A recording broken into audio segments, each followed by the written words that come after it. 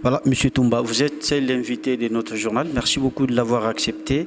Nous parlons encore de la mise en œuvre des cahiers des charges par ou des personnes qui ont les droits miniers. De manière un peu générale, comment se présente la situation?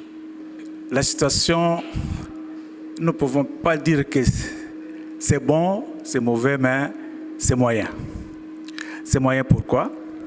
Parce que nous travaillons dans les ETD, Roachi Kaponda, là où il y a l'entreprise, en ce qui concerne l'ETD Roachi, l'entreprise Wash Mining et Chemaf, ETD Kaponda, il y a Somika, il y a SEDEM et Kiko.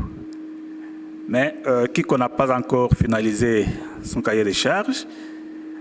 SEDEM, le cahier de charges est encore à l'étude.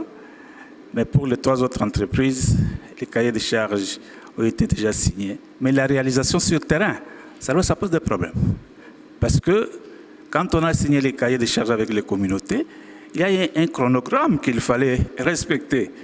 Mais nous remarquons, nous en tant qu'ECOSET, que les chronogrammes, que ce soit pour Roachi et Chemaf et Somika,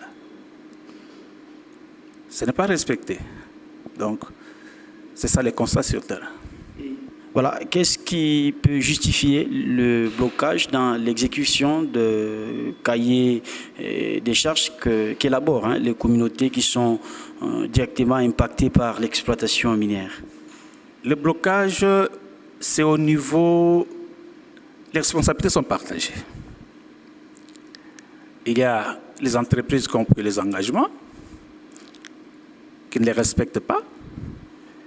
Il y a les communautés, il y a les comités locaux de suivi, il y a les CLS qui doivent faire le travail de suivi. Tout le monde est dans la distraction et les années sont en train de passer. Parce que je prends pour les trois entreprises qui sont déjà en action, c'est de 2022 à 2025. Bientôt, nous allons arriver à 2025, nous nous demandons si les entreprises vont réaliser totalement les œuvres qu'ils ont promis pour le développement communautaire. Voilà, il y a un contraste qui s'observe entre l'accroissement des droits miniers et je parlerai aussi de l'accroissement de l'exploitation ou de la production minière, mais en même temps, il y a la persistance de la pauvreté au sein des communautés qui sont directement touchées par l'exploitation minière. Comment vous justifiez ce contraste? Le contraste, c'est au niveau de la gestion. Il y a les redevances minières qui sont versées. Il y a les cahiers de charges qui doivent être respectés. Il y a la dotation qui est aussi versée. Mais avec cet argent, il n'y a pas de la transparence. Quand vous allez pour connaître comment l'argent est versé dans les ETD, vous allez être surpris que des fois les ETD n'ont pas les relevés bancaires mensuels de l'argent qu'ils sont versés. Il y a aussi les problèmes de chevauchement entre les ETD. Il y a, je prends le cas des ETD Kaponda qui est en chevauchement avec commune annexe. L'argent, pendant tous ces temps, était versé dans les comptes de ETD commune annexe. Et comment ça s'est partagé? Il y avait un flou. C'est avec les études que nous avons fait que nous essayons maintenant de mettre des choses en ordre pour que chaque ETD puisse entrer en possession de ces dûs. La même chose à ce qui concerne ETD Roachi. Avec Chemaf. Chemaf versait pendant tout ce temps l'argent des redevances minières dans les ETD Campembe. Et Chemaf a déjà déménagé. Il exerce ses activités totalement dans les ETD Roachi.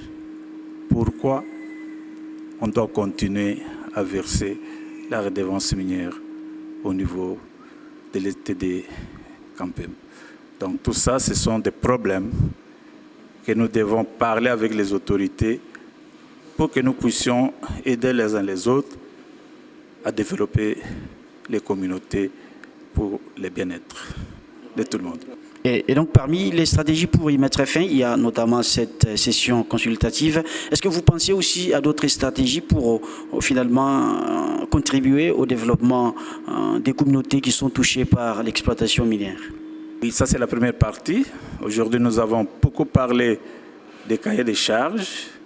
Vous avez suivi dans la salle, il y a eu même les gens qui sont venus des ETD, des entreprises, de sociétés civiles, des CLD et CLS, des services étatiques de l'État.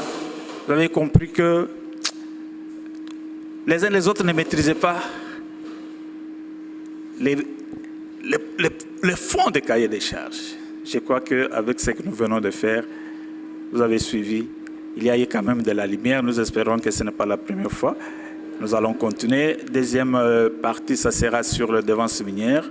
Nous allons aussi essayer de faire cette démarche-là pour que tout le monde, les responsables des ETD, les entreprises et les communautés, que nous puissions les réunir pour que nous puissions parler. À ce moment-là, nous allons projeter les chiffres que nous avons et nous allons même inviter la division des mines qui est